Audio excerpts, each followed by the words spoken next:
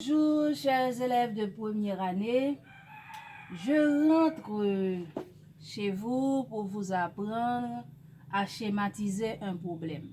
Je sais que vous commencez à faire des petits problèmes en mathématiques, donc vous avez des difficultés, alors je suis là pour vous accompagner. L'objectif de cette leçon, c'est d'apprendre à schématiser un problème. Qu'est-ce que ça veut dire schématiser un problème? Schématiser un problème, les enfants, c'est faire un dessin simple pour rendre le problème beaucoup plus facile à comprendre.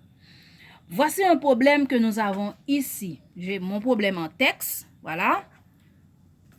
Ici, Gaël a 3 crayons bleus. Voici les 3 crayons de Gaël. Voilà, Gaël a 3 crayons bleus.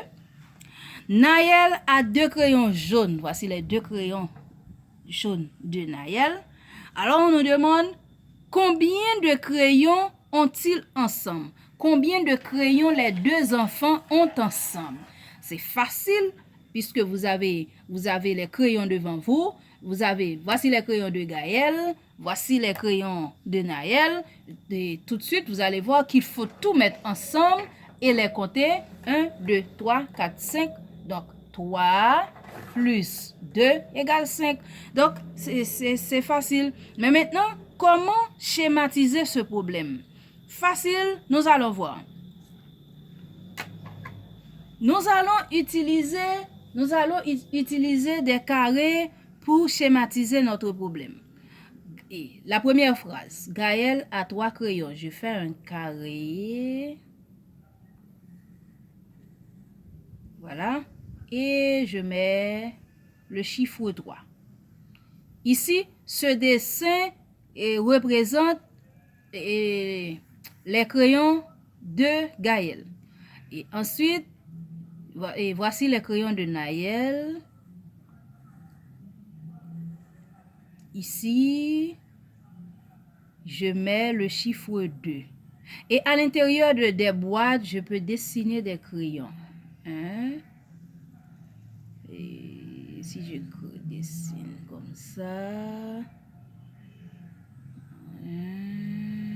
Alors, je fais le crayon. Vous pouvez faire des bâtonnets. Ou vous pouvez faire quelque chose qui représente le crayon. Parfois, on vous donne des dessins qui sont plus compliqués. Ce n'est pas un cours de dessin. L'essentiel, c'est de montrer que vous avez compris. Voilà. Les crayons de Naël.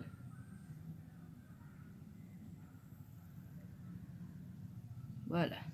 Ici, ça c'est pour Gaël.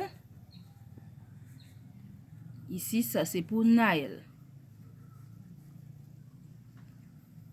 Gaël a 3 crayons bleus. Naël a 2 crayons jaunes. On peut même dessiner les crayons de Gaël en bleu.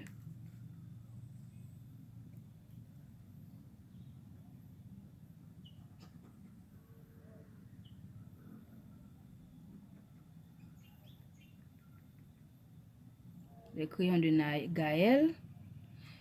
Naël a 2 crayons jaunes.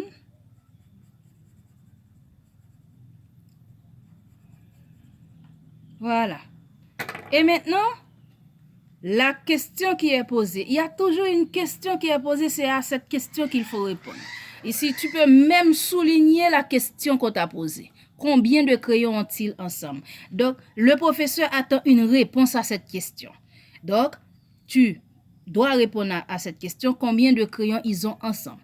Et les enfants, dès que vous voyez le mot ensemble, sachez qu'il faut faire une addition.